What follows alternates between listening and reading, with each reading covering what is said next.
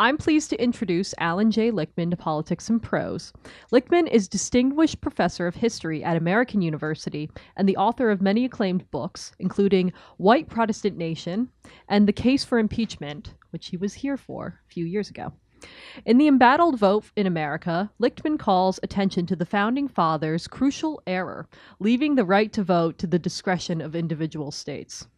For most of United States history, political leaders have considered suffrage not a natural right, but a privilege restricted by wealth, sex, race, residence, literacy, criminal conviction, and citizenship.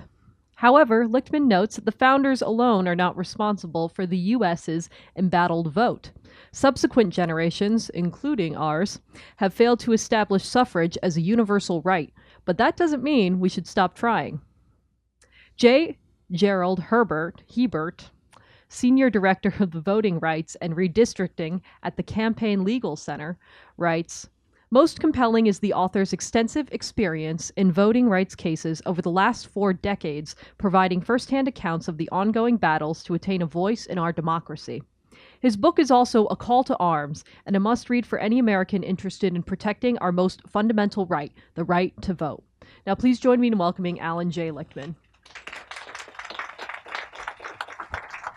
Can I pull this out?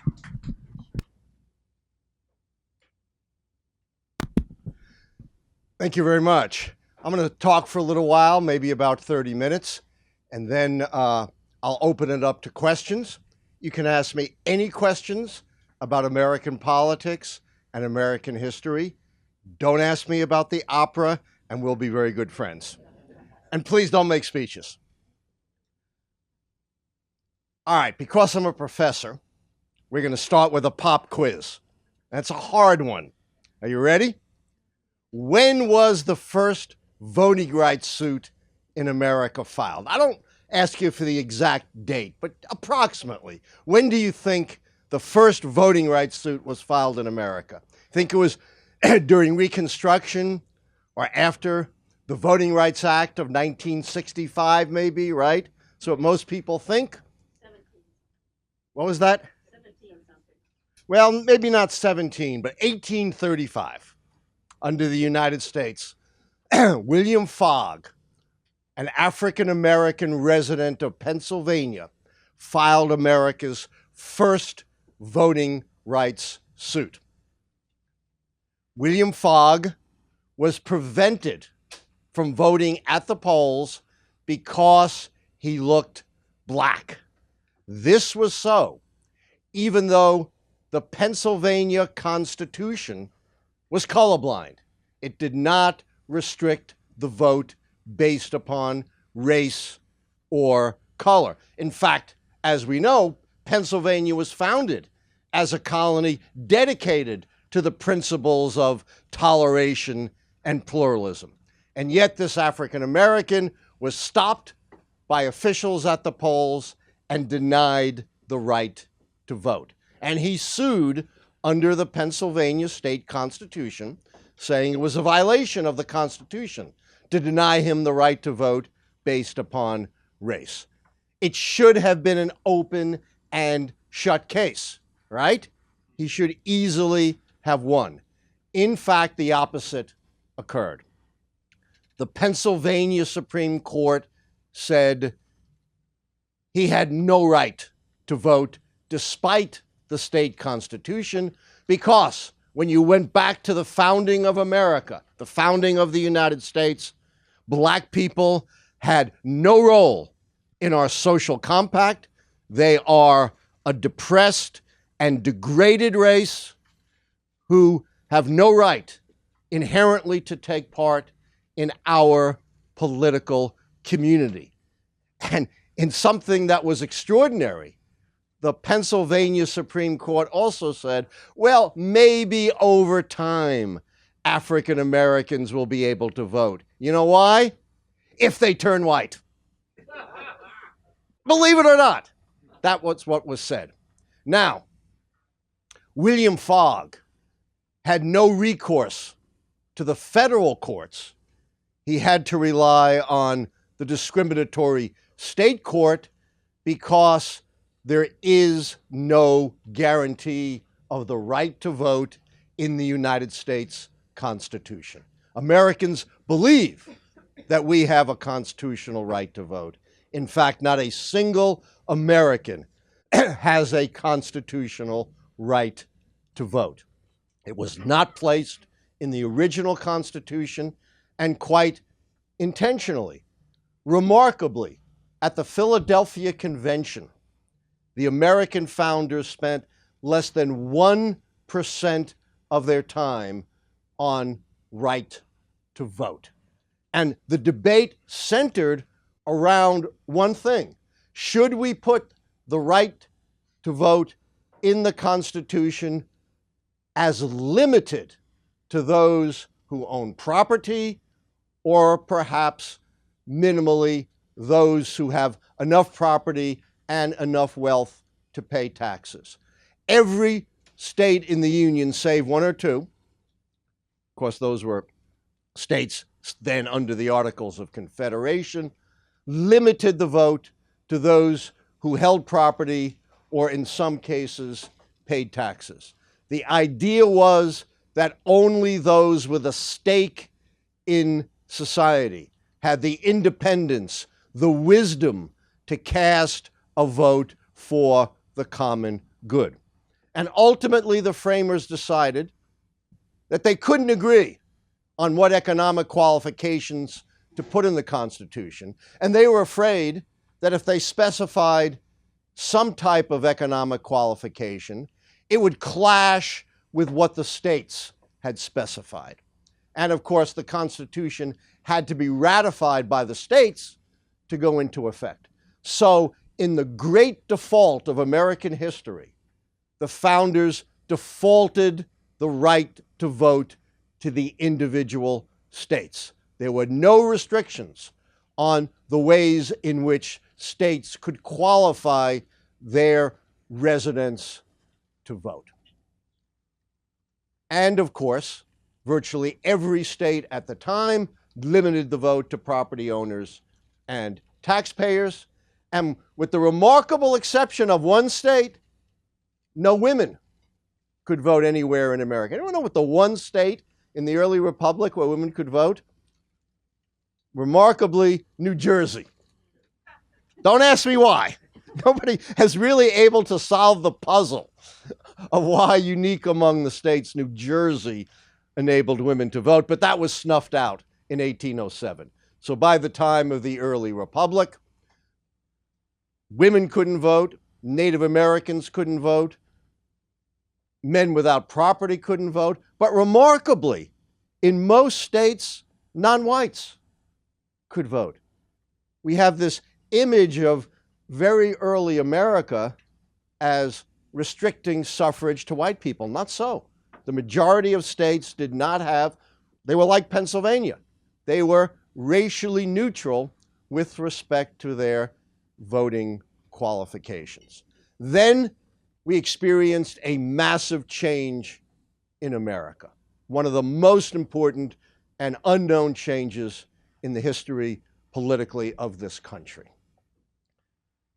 There was a switch from qualifications on the right to vote from external possessions, right, wealth and property, to supposedly the inherent characteristics of persons. Just as states were abolishing economic qualifications for voting, they were almost universally establishing racial qualifications for voting. In other words, America was moving into what I call in the Embattled Vote in America, a white man's republic. That is, America was establishing virtually universal white male suffrage by abolishing economic and property qualifications, while at the same time inserting into constitutions, both of the older states and the newer states, white-only restrictions on voting, and of course, maintaining gender restrictions, limiting vote only to men. By 1860, at the eve of the Civil War, out of 33 states in the Union, only 5 states permitted voting by non-whites. And they were all New England states with less than 5% of the free black population in America. So we look at America, of course, as a slave republic up to 1860, but few realize the extent to which, while slavery did not exist in the North, free African Americans were still second-class citizens, lacking the most precious and the most fundamental right that grounds all other rights, that is, the right to vote.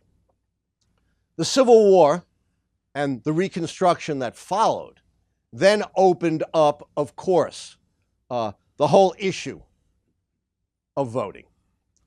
And for many Republicans, and it was the Republicans, of course, under Lincoln who led the struggle in the Civil War and guided the Reconstruction, much to the chagrin of President Andrew Johnson, of course, who became the first president to be impeached. But that was my last talk on impeachment. Although you feel free to ask me questions about impeachment. I'm happy to do it.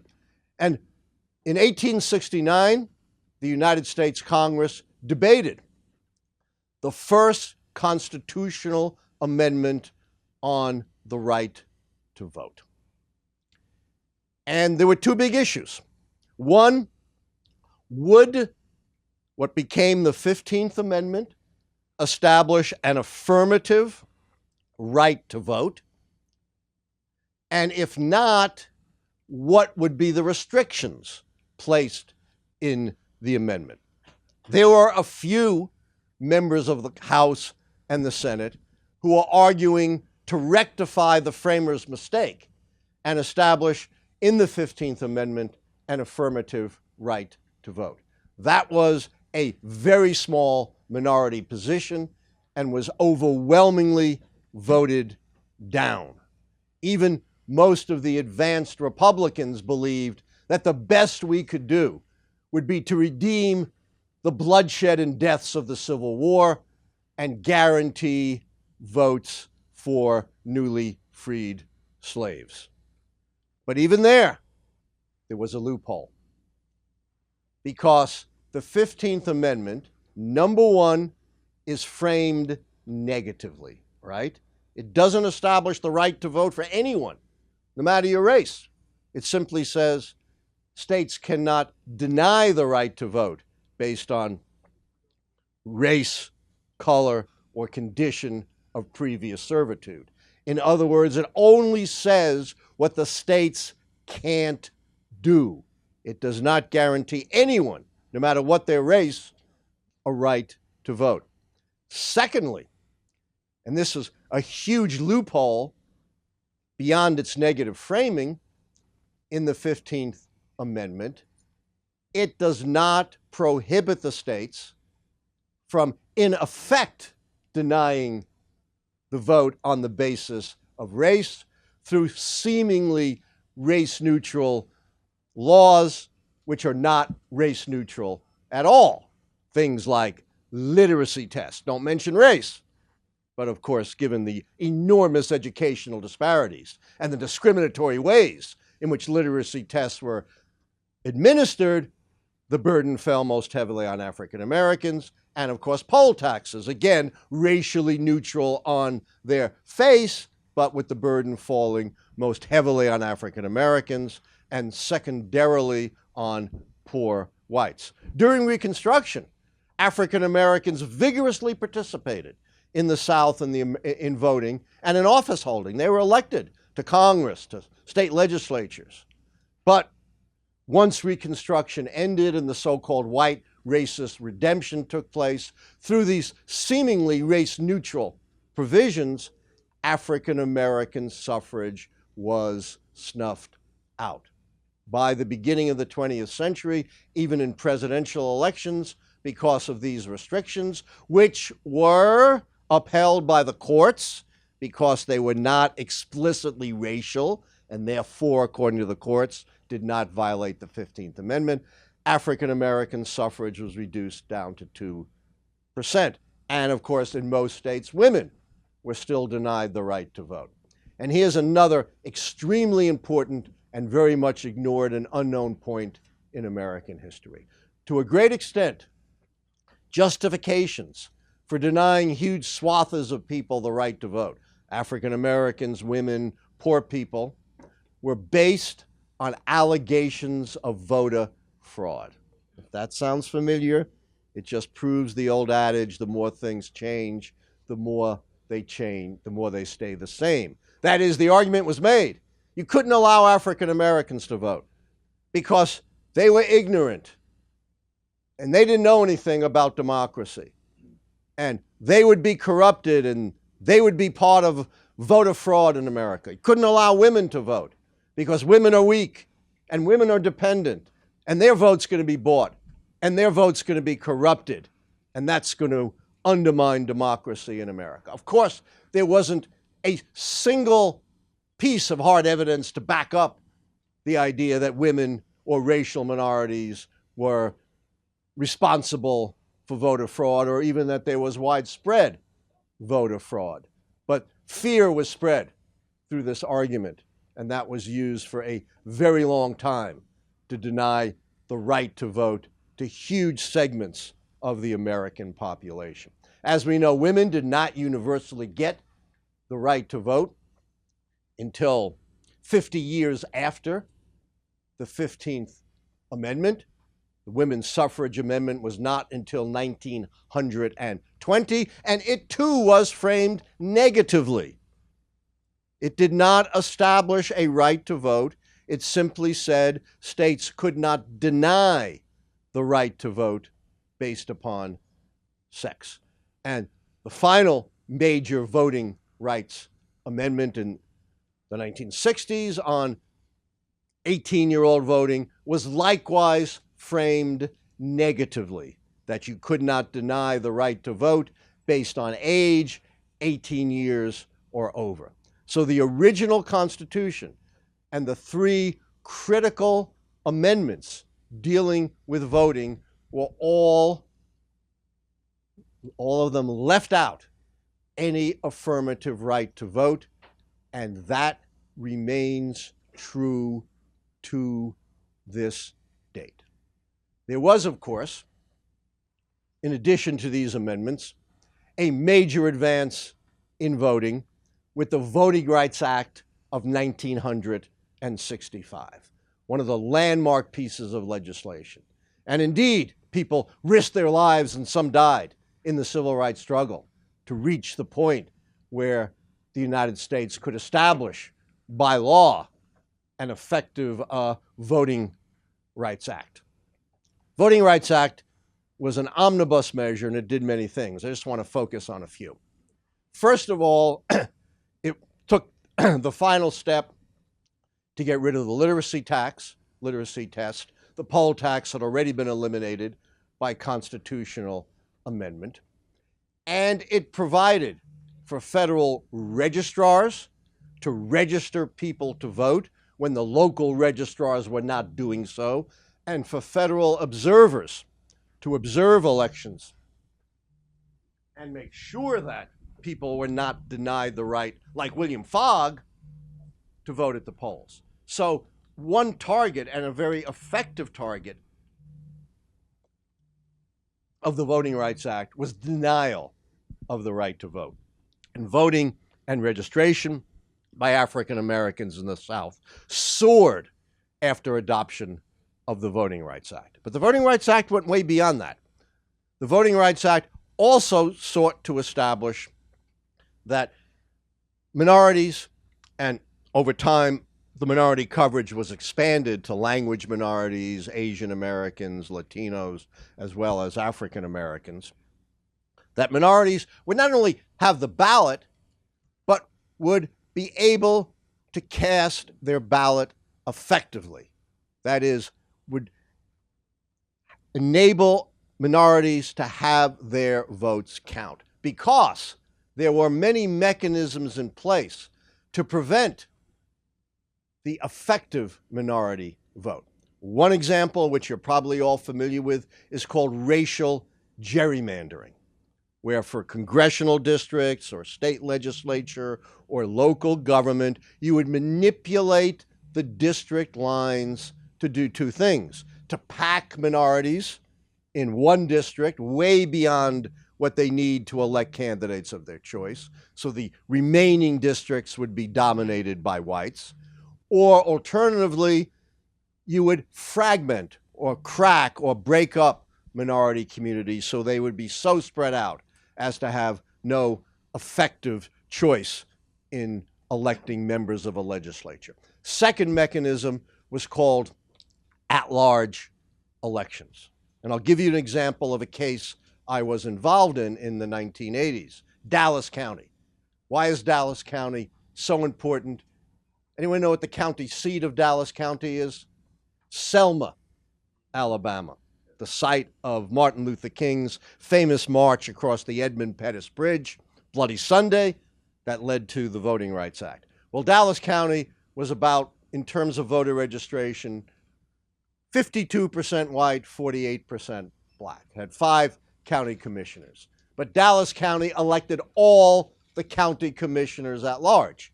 And in Dallas County, no white would vote for an African American. So throughout its history, all 5 commissioners had always been white because they were elected at large. I was the expert witness in the Justice Department suit that took 5 years, that finally overturned the at-large system and replaced it with a fairly drawn district system that I worked out. And as you can imagine, it did not make a guy named Lichtman very popular in Dallas County. In fact, one of the previous office holders said, if we adopt this plan, we might as well change the name of Dallas County to Lichtman County, Alabama.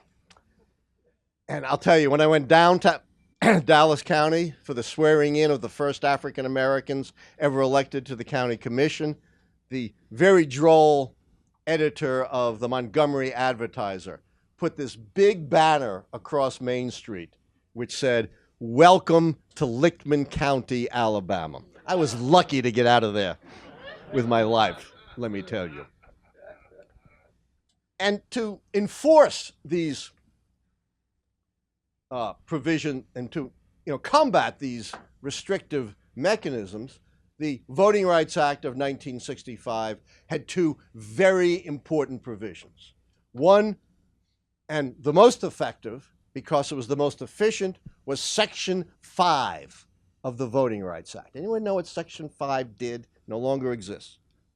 It required preclearance of any change in voting laws or regulations by states or jurisdictions with a history of voting discrimination, mostly in the South. So when the state of Texas adopts its discriminatory congressional and state legislative plans, it had to submit it to the United States Justice Department for preclearance, and virtually every redistricting plan coming out of the state of Texas was denied preclearance and had to be adjusted to make it more fair. Over 1,000 state and local discriminatory laws were blocked by Section 5. Anyone know what happened to Section 5? It was overturned in 2013 rather, in a 5-4 decision by the Supreme Court, which said, things have changed. This isn't the 60s anymore. We don't need Section 5. This was Justice Roberts' opinion. And Justice Roberts was right. Things had changed since the 50s and the 60s. Blatant Jim Crow no longer existed. But the problem was, as I said, the more things change, the more they remain the same. That voter suppression, particularly among minorities, continues in more subtle forms. As one African-American leader I quote in the Embattled Vote said, they no longer beat you over the head with a club. They now pat you on the back, but there's a stiletto concealed in that pat. In other words, voting discrimination continues. It just takes different forms. And what are the most blatant current forms of voter suppression? They are stringent photo voter ID laws. And I do mean stringent because the general impression is, well, everybody has an ID, you know, of some kind. Surely it's not a big impediment. But if you look at a lot of the laws in places like Texas, they're very restrictive in terms of the kinds of IDs you can have. So you can use, of course, your concealed carry ID, but you can't use your university ID or your government employee ID. And what's so insidious about photo voter ID laws is they only affect about 5%. You know, most people do have some kind of acceptable ID, but 5% is huge, particularly when it's 5% predominantly minority and poor people, the Democratic base. You know, we now have pretty much voting divided by red states and blue states. Any of you here in Maryland? What do you have to do, present at the polls when you go to vote in Maryland? Nothing, right? Yeah, you don't have to present a driver's license. Well, that's wrong. You do not have to present any ID in the state of Maryland. If anyone asks you for an ID, they're violating the law. Well, that's wrong. Where do you vote? That's absolutely incorrect, right? So, have any of you voted in Maryland without presenting an ID? I've never presented an ID, and I've been voting in Maryland for almost 50 years. I vote in Kensington. And they ask you for an ID? No. No, they should not. That's wrong. How much voter fraud in terms of impersonation at the polls have there been in Maryland? Zero. None. Not a single documented case. All right. Another is draconian purges. The Supreme Court just in a recent decision a couple of months ago authorized the state of Ohio pretty much to purge people off the voting rolls if they don't vote for a number of years. I think it's something like 4 years. So we did a study in North Carolina when we overturned the North Carolina restrictive voting laws. People sometimes don't vote for 10 years and come back and vote. In fact, we found something like 40,000 people voted in 2016 who hadn't voted in previous 10 years. Even worse, we now have something called the cross-check system, promoted by Chris Kobach, who is head of Donald Trump's failed voter fraud commission that had to be dissolved because it couldn't find any voter fraud. Well, this cross-check tries to check names of people across states and purges them if it's found that the same person is registered in 2 states. Problem is, according to several studies, for every 1 illegal voter you find, you're purging 200 legitimate voters because these voter matches are incredibly inaccurate. Other mechanisms are the disenfranchisement of former felons, people who have paid their dues to society. In Florida, 20% of African Americans can't vote because of these former felon laws. And unfortunately, these laws tend to divide along party lines, with red states more restrictive, blue states less restrictive. Why? The reason is hard politics. What is the base of the Republican Party? It's older white people, particularly older white men, kind of men you saw on the judiciary, on the Senate Judiciary Committee. It's the most shrinking part of the electorate. Republicans can't manufacture more old white men. I hate to dump on old white men, but we'll let that go. But what they can do is try to limit the votes of the rising Democratic base of minorities and younger people through all of these mechanisms that we've been talking about. And so we are at another pivot point in our democracy. Anybody know where we rank among advanced democracies in voter turnout? Right near the bottom. 140 million votes left on the table in the 2014 midterms. 140 million votes, 90 million votes left on the table in the last presidential election. And in the last part of my book, The Embattled Vote in America, I do point to very simple ways in which we could vastly increase turnout. Simple things like same-day registration, which I think DC has just moved to. You can register when you show up at the polls. 25% of American citizens can't vote because they're not registered. Or automatic registration, which Oregon has pioneered. You can register, you're automatically registered when you get a driver's license, renew your driver's license, or apply for welfare. And the Oregon experiment was amazingly successful in boosting voter turnout. There are also ways to combat racial and political gerrymandering, where, of course, the politicians draw the lines rather than having the voters decide on elections. The politicians, by drawing the lines, and it's very sophisticated today, can virtually guarantee the outcome of elections. And because Republicans won so big in 2010, they drew most of the lines in most of the swing states, which is why a lot of political analysts say Democrats will not take back the House this time unless they receive something in the order of an advantage of 6 to 7% in the national vote for the House. They have to be 6 to 7 points higher than Republicans because of racial gerrymandering to take back the House. Well, remarkably, the state of Florida, which you wouldn't expect, has been a pioneer in combating racial and political gerrymandering, not because of the Florida legislature, but because of a grassroots movement led by the League of Women Voters, which succeeded in putting on the ballot a referendum, an anti-gerrymandering referendum, and it passed overwhelmingly. And it's working. It didn't eliminate gerrymandering, but it's working to limit it. Combine that with another reform, which would be to take redistricting out of the hands of the politicians in the legislature and put it into an independent commission. Those two things combined could go a very long way, along with my other reforms, to really restoring American democracy. But ultimately, the solution rests with you, the voter. It's not voter restrictions alone that explain why 140 million people didn't show up in 2014. It's not voter restrictions alone that explain why 90 million people didn't show up in the presidential election of 2016.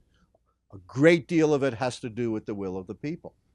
And we're not going to restore democracy in the United States. It's not going to happen unless the American people demand it. And the best way to demand democracy is to get out and vote for those who you believe will support and not suppress the democratic promise of America. That's the ultimate message of the Embattled Vote. Thank you so much for listening. I'm happy to take your questions. Thank you. And please go to the mic, because this is all being recorded. I'm sure someday it'll be played back to me and they'll say, Lichtman, what did you dare say that? Yes, sir. How cynical are the Supreme Court justices? I mean, they say that things have changed, and my understanding is that the idea is that Congress needs to do something. And how naive can they possibly be to not know that Congress isn't going to do anything? So they're not naive. It's hard politics. So are they that cynical that they know that they're suppressing the vote? Of course they do.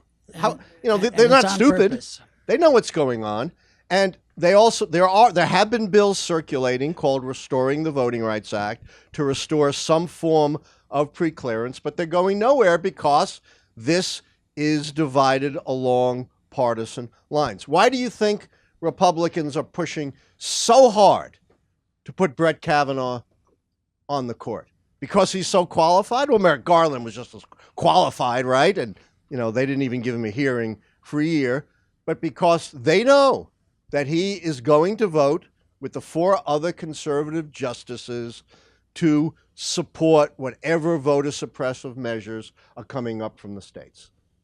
the courts, with Section 5 gone and with a 5-justice conservative majority on the court, there's little hope, sadly, to combat these suppressive measures, which is why the only answer is to change the government and vote. Yes, ma'am. Thank you so much for your talk. Thank And you.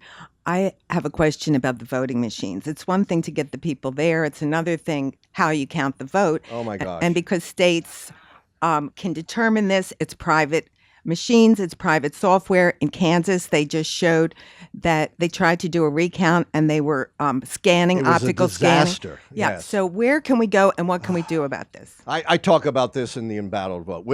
We are, the framers were extraordinary in many ways. They did establish an amazing government in so many ways. But we are also feeling the pain of being strapped into an 18th century system. The Electoral College, which, I could spend a lot of time on, but also the fragmentation of the administration of elections. Not only are elections defaulted to the states default to the localities. I was the expert for the United States Commission on Civil Rights in evaluating the 2000 election in Florida. Oh my God, it made me ill. But there were like 8 different mechanisms for administering the elections in the different counties in Florida. We don't have any kind of centralized administration. I'm not saying the federal government should take over, but what we do need is the following. We need national uniform standards for the states. We have something called the Help America Vote Act, but of course the Republican Congress is not giving it any money. So we need some real money coming from the federal government to make sure that the states have the most secure, the most honest, and the most effective electoral systems that are guided by national standards. We don't have any of that now. So not only are all the states vulnerable to Russian hacking, but as you say, even internally, the systems don't work well. So, we're stuck with this fragmented 18th century model. But what can we do about it at this point? The two things are to have national uniform standards and to have real money put into HAVA so that the states can upgrade their systems. What system would you recommend? I can't answer that. I'm not an expert in election technology. Yes, I'm really tempted to ask about your impeachment book, but I'll be good. Feel free. Okay. Maybe But, yeah, somebody else I want you to buy the Embattled Vote. Yeah. You can also Well, buy the impeachment my question book. about That's this fine. book has to do with youth and civics classes, which I gather are disappearing. They're not They're required gone. in every high school anymore, or junior high, or people don't take your classes. Not all people do. So how can we get youth like the ones who are so impassioned about guns? How can we It's a great question. get them going? America would be utterly transformed if young people voted. It's people my age and your age who vote. People 50 and over, although you're probably not 50, but I certainly am. Young people don't vote. And the reason they don't vote is they feel alienated from the political system. Maybe, they'll get angry enough this time to come out and vote, because in midterms, what usually motivates people is fear and anger more than anything else. Also, they're 65% to the left rather than to the right. But where are the inspiring Democratic leaders? Chuck Schumer? Did you follow his speech on, here's the hottest issue Democrats have had in decades. And Chuck Schumer put me to sleep talking about Kavanaugh. How can you possibly do that? Democrats need exciting new leadership if they're going to inspire young people. Nancy Pelosi, Chuck Schumer, I hate to say it, being in their age range, but my friends, your time has come.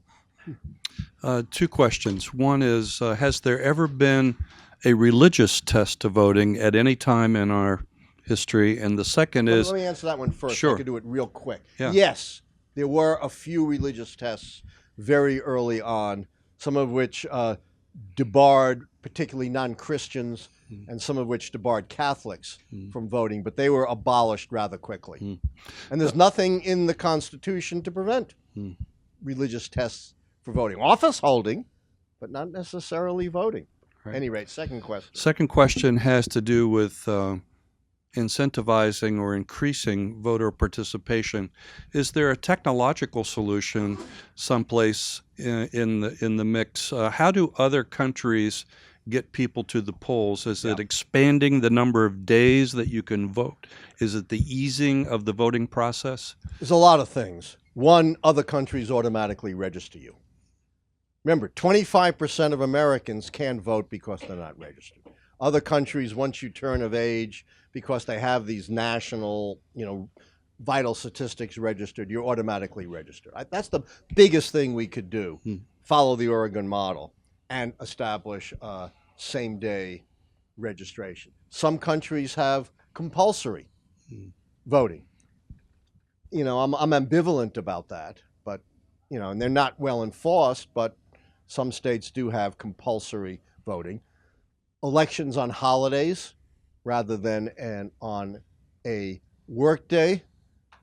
All of those things, I think, which are international, would make a difference. But it's not just the mechanism. Mechanisms are important. I think if you adopted the reforms of the embattled vote, we'd probably increase turnout 10 to 15%. But we wouldn't solve the whole problem, which is a lot of people, and I can understand that, feel alienated from their politics and don't think their vote counts. Thank you.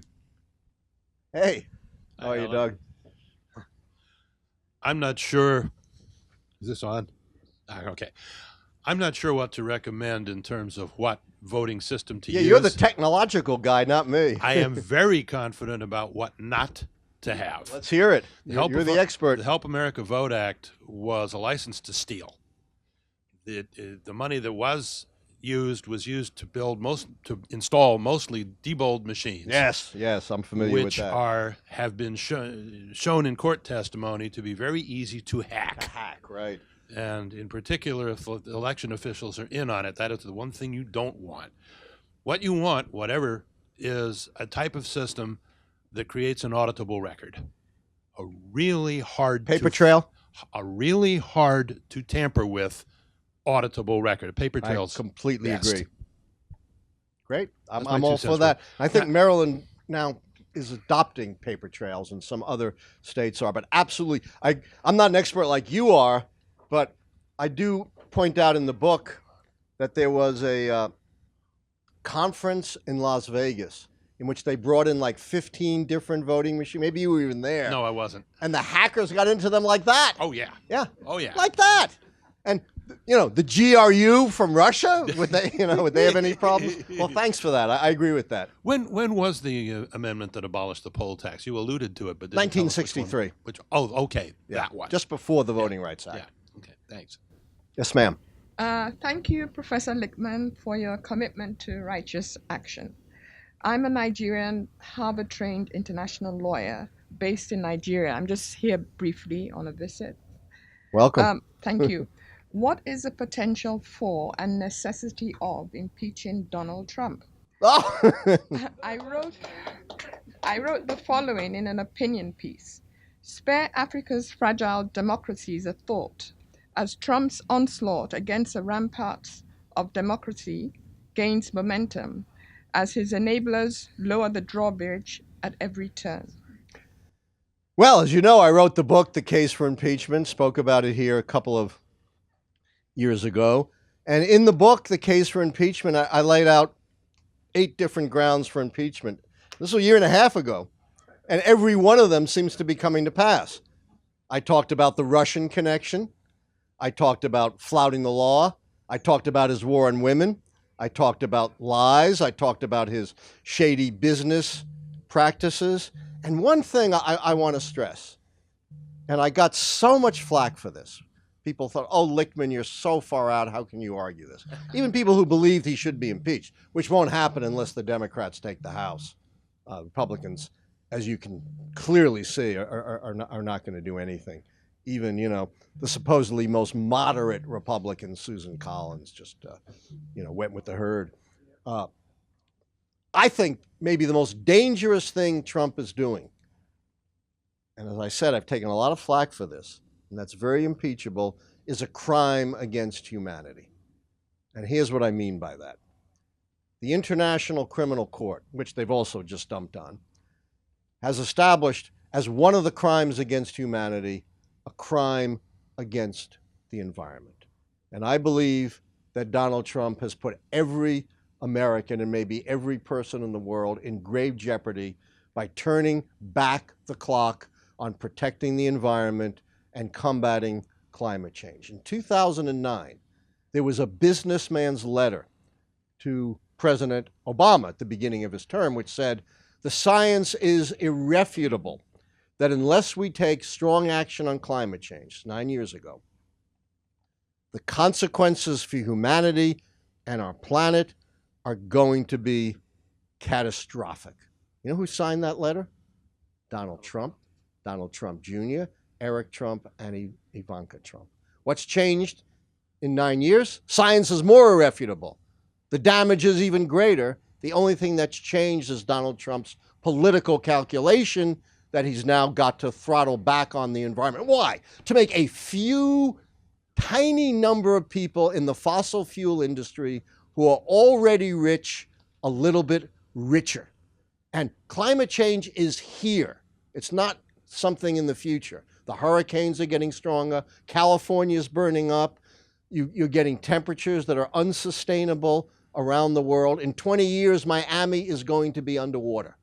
Miami is already experiencing flooding without rains. And yet, somehow, for some reason, this seems to be overlooked. And I think that alone would justify the impeachment, along with all of these other issues. Yes, sir. Firstly, thank you. I mean, you're a great speaker. Thank I you. really enjoyed your lecture this Thank you. afternoon. You got to buy a book then. Or two. Or three. Two-part question. One, they're called the founding fathers, but I maybe they're better called the framing fathers. I like the framers better. Yeah. But weren't they also racist and misogynist? And Of course they were. Everyone was racist and misogynist so in those days. It wasn't a surprise that the framework they came up with reflected what their views were. Of course. But then the thing that they were the elite. But I don't dump on them too much, because given the time, what they adopted in the Constitution was pretty extraordinary, despite all the problems I point out. Okay, but the second point Sure. I'd like to ask is Yeah. whether or not they're elected because of the systems that they put in place promote their election when it comes to the political establishment. Political establishments can't be sustained if they're not supported by popular views. Of course. And then the point goes, I mean, the fact that our laws were racist and misogynistic reflected that the population believed that story. Well, at least the population that had power. A lot of the population was cut out of power. So it's not clear, who the population was. We didn't have a revolution like they had in Russia, right? So in terms of sustainability, enough people with enough power believed the story to sustain that system. But looking forward, the demographics of the U.S. population are changing, and they're Absolutely. changing quickly. That and was my point. At some point, there aren't going to be enough white men or enough people believing the white men's story for that to be sustainable. Very important point. Let me elaborate on that. That's why the Kavanaugh nomination was so critical. John Adams, right, second president of the United States, served 4 years. His Federalist Party pretty much disappeared after his term. He put on the Supreme Court John Marshall, Chief Justice. John Marshall served for 32 years, not 4 years of John Adams, and put the principles of the defunct Federalist Party into the Constitution. So even as the base of conservative republicanism is shrinking, if you control the courts, you can still, long beyond when your power wanes among the population, still shape public policy in the country. You got another one? Got another one. Like a kid in a candy store with a $10 bill. The argument you related from the Pennsylvania case in 1831 sounds 35, like but that's all right. Oh, sorry, 1835. Sounds like a precursor of Dred Scott versus Sanford, which Very you didn't much talk so. about at all. Very much so. And Chief Justice Taney, who talk about somebody who served a long time, Yes. and who was very political. and his majority, pretty much laid out a very, very strong case strong enough that it could only be overturned by a constitutional amendment, that the framers never intended that a person of the Negro race, regardless of condition of servitude, should ever have the rights of a U.S. citizen. That's pretty strong stuff. And if Taney found that in the various documents and laws and debates he reviewed, it's there. There's a strong tradition in the framing of the United States Constitution that blacks were never intended to be citizens. Yeah, I don't agree with that, but Well, obviously, yeah. It is now regarded even by people like the late Antonin Scalia as the worst decision the U.S. Supreme Court ever made, but it's there. And what's that your argument question? is there. I'm not The sure. the question is, do you talk about that in the Embattled Vote? Of course I There's do. a strong tradition of Yes. what the framers did intend. Okay. How many democracies or republics were there when the Constitution was adopted in the world? There were limited republics, but no full republics. Yeah. Good to see you. Good to see you, Alan. Hi. Been a long time. Yeah, very interesting talk. So a couple of questions, because, you know, my concern, as a lot of ours, is the midterm elections coming up next month. Of course. And you said the two things that motivate people in midterm are fear and anger. And I think we have both of those in spades for this election. Yes, we do. Do you think, I wonder what your predictions are. And do you think the Democrats will rally and get back out there the way they were prepared to do before this happened? I think we're very demoralized now. Are we going to be able to rally? Because the House, I think, like you said, I think we're getting the House. I'm very concerned about the Senate, because there I won't think be the no Senate's gone. impeachment or no stopping these Supreme Court nominees unless we get the Senate. Correct. I think the Senate's gone, unfortunately, because I think, and this is, I don't have a system for this like I do for presidential elections, but I do think here's what's the reverberation of Kavanaugh, and this is just my gut. It will help Republicans in the Senate because the Democrats are defending so many deep red states. I think North Dakota is gone. You know, I think Indiana could be gone as well. Tennessee now is probably not an option for Democrats. But on the other hand, I think it might help Democrats in the swing districts in the House because of suburban women. What about Arizona, Nevada? What do you think there? Those are still possibilities. But remember, you know, you can't, even if you win Nevada and Arizona, if you lose 2 or 3 red states, Republicans still control. But it's a long time to go. And in the age of Trump, things change overnight. True. You never know. Yeah. Do you have another question? Or? No, that's it. Thank you. Great to see you. Professor, I'm just looking around the room, and I think I might have known Alan longer than anybody else in this room. At I least think one of the maybe few. so. Long no, time, Alan. Mike Naylor. Mike Okay. Naylor. Mike Naylor and I go back to what, 1963? That's just a little bit longer, but I really Yeah. appreciate this lecture, Alan, and I don't have a question. Okay. But at the same time, I don't usually volunteer for anything, but at the same time, I think we do need new leadership. Absolutely. I think our leadership is just getting too old and senile. I think you would be that perfect person. And No! Wait, and I Alan, did that once, and all it did was cost me a Alan, lot of money, get me arrested. but I do humbly and sincerely volunteer to be your campaign manager when that All time right. comes. Jim, do Alan. you have $10 million? If you don't, buy. You're absolutely right. Thank you very much. Well, this is another, thanks, Jim. It's another big issue, which, you know, we could spend a whole other hour on, or a whole class, money in politics. And one of the things I point out in the Embattled Vote is when you have low turnout, money counts for a lot more and the wealthy special interests get a lot more control in low turnout elections. Hey, Max. Alan, thanks so much. Would you say a few words about the overrepresentation of rural areas and small states in the Senate and in the Electoral College, and whether there's anything to be done of that short of a constitutional convention? And I ask because a constitutional convention would probably bring a lot of things that would make us even more unhappy. Yeah, probably, repeal the good things in the Bill of Rights. What's kind of interesting is, I point out in the Embattled Vote, in the 1960s, we had a series of Supreme Court decisions by the Warren Court called the one-person, one-vote decisions. And in the state governments, because of those decisions, both the state house and the state senate have to be at least roughly proportional to population. That is not true, of course, in the United States Senate or in the Electoral College, because representation in the Electoral College is 2 votes for the senators and then an additional vote for every House member. So every state starts out with 2. So the state of Alaska, which has 1 million people, gets 3 Electoral College votes.